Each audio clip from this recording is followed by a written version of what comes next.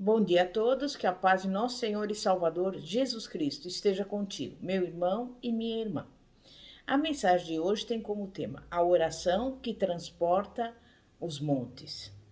E nós vamos abrir a palavra de Deus no Evangelho de Mateus, capítulo 21, e eu vou ler os versículos 21 a 22, que diz assim: Jesus, porém, respondeu-lhes: Em verdade vos digo que se tiverdes fé e não duvidardes, não só fareis o que foi feito a esta figueira, mas até se a este monte disserdes: Ergue-te e lança-te ao mar, isso será feito.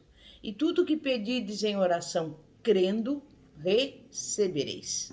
Veja, poder para transformar, ou melhor, transportar montes ou montanhas, foi exatamente o que Jesus declarou. E a sua promessa inclui não somente isto, mas também todas as coisas, porque está escrito no versículo 22: E tudo quanto pedirdes em oração, crendo, recebereis. Talvez nesse momento você esteja carregando um fardo pesado. Pode ser uma enfermidade grave ou mesmo algum embaraço financeiro. Mas qualquer que seja a sua necessidade, você tem ao seu alcance o meio de resolvê-la. Poder para transportar montanhas. Mas você precisa aprender o segredo de liberá-lo. Apenas desejar que as coisas melhorem não dá resultado. A maneira certa de orar, a respeito da qual Jesus falou ao dizer: Se me pedirdes alguma coisa em meu nome eu farei, fará com que você tenha resposta em todas as suas orações. João 14, versículo 14. Talvez um dos fatores que mais levam uma pessoa a perder a fé é supor que muitas das suas orações não são atendidas por não ser da vontade de Deus respondê-las. Embora seja verdade que às vezes alguns peçam coisas que não são da vontade dele conceder, o fato é que muitas outras coisas que pedem estão em harmonia com a revelada vontade de Deus. É da sua vontade que os doentes sejam curados, que gozemos de boa saúde, que obtenhamos vitória sobre a opressão e o medo, que as nossas necessidades sejam supridas, que prosperemos e que tenhamos saúde, assim como o bem vai à nossa alma. Não é da vontade de Deus que o seu povo, na sua vida de oração, se reconcilie com a derrota ou com o fracasso. Ele quer que as nossas orações produzam resultados tangíveis, tal como acontecia nos dias bíblicos. Orar não é um recurso extremo a que se deve recorrer a alguém em uma emergência. Orar é parte integrante da nossa vida cotidiana. E quando aprendemos o segredo de orar, toda ela se converterá numa sequência de milagres. Notem as poderosas respostas que as orações dos homens da Bíblia alcançaram. Por exemplo, quando Abraão, já em idade avançada, desejou ter um filho de Sara, sua esposa, Deus operou nela um milagre, abrindo-lhe a madre, e ela pôde conceber um varão. Jacó, neto de Abraão, que antes era um aventureiro comum, depois tornou-se príncipe de Deus. Lutou com ele uma noite inteira em oração, enquanto Esaú, o seu irmão, contra ele marchava com um exército buscando vingança. Mas Jacó prevaleceu sobre Deus e Deus sobre Esaú. Contra Jerusalém investiram os assírios, com poderosas forças vitoriosas em todas as campanhas anteriores. Os recursos de que dispunha Ezequias não podiam medir-se com o tamanho exército. Porém, Ezequias orou, e naquela mesma noite o anjo da morte feriu as hostes invasoras, e pela manhã 185.000 homens jaziam mortos. Segundo Reis 19, versículos 15 a 35. Pouco depois, Ezequias ficou doente para morrer. mas, virando o rosto para a parede, suplicou a Deus. E sabe qual foi o resultado? O resultado foi que mais 15 anos de vida lhe foram acrescentados.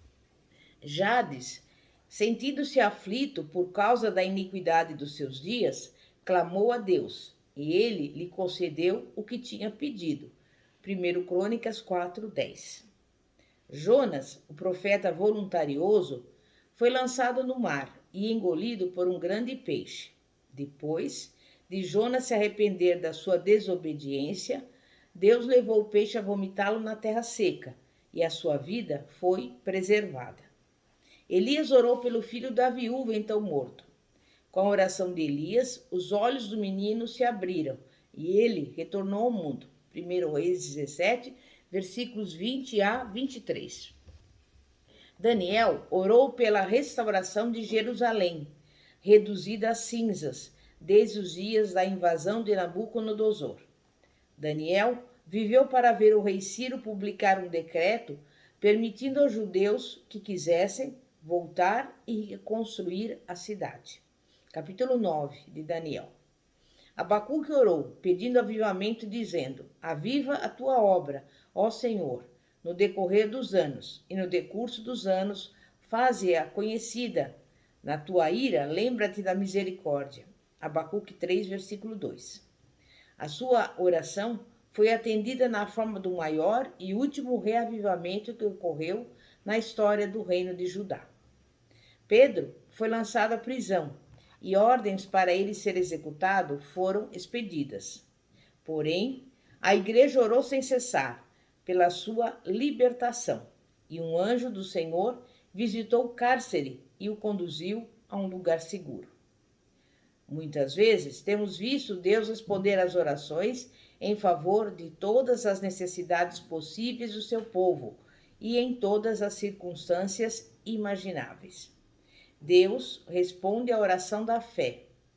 A lei de receber é positiva e certa, e disse Jesus: Pedi e dar-se-vos-á, porque aquele que pede recebe, e o que busca encontra, e ao que bate abrir-se-lhe-á. O que significa isso? Quer dizer que há um poder invisível ao nosso redor, capaz de solucionar qualquer problema. Poder que se antecipa a todas as necessidades e supre tudo quanto alguém precisa. Poder tão grande que é capaz de transportar as próprias montanhas. No primeiro sermão da montanha, Jesus começou de forma bem clara. Mostrou que a verdadeira oração era a comunhão com o Ser Supremo, Deus Pai. E disse aos homens que antes de orarem, deviam procurar um lugar onde pudessem estar livres de interrupção. Não poderiam manter simultaneamente comunhão com Deus e com os homens. Mandou-lhes Jesus que entrassem em seus aposentos, fechassem a porta e então orassem a seu Pai Celestial que vê em secreto. Para dar ênfase ao seu argumento, ele lhes fez lembrar dos fariseus, que oravam pelas esquinas das ruas, a fim de serem vistos pelos homens. Acautelou seus discípulos que não se tornassem semelhantes a eles. Mateus 6, versículos 5 a 6. Mas por que motivo os homens devem ficar a sós quando oram? Porque no ato da oração, eles entram na presença de Deus. Quando alguém ora, deve estar consciente de que chega ao seu Criador, aquele que é digno de toda a reverência e respeito. Quase todos sabem que Deus está nos céus, porém o grande segredo da oração é você saber compreender que Ele também está presente no aposento que você se encontra.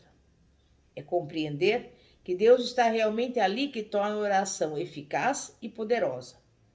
Quando alguém compreende que Deus está no próprio aposento em que se encontra, não será negligente na conversação que vai ter com ele, pois Jesus disse: E orando, não useis de vãs repetições, como os gentios, porque presumem que pelo seu muito falar serão ouvidos.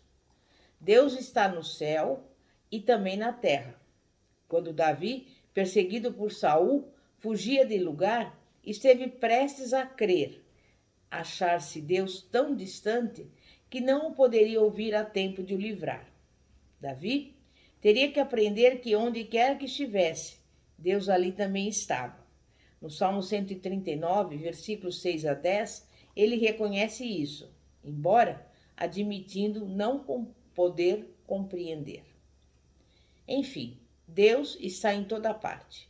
É tão onipresente como o ar que respiramos. Ele não vem, ele não vai. É o grande eu sou.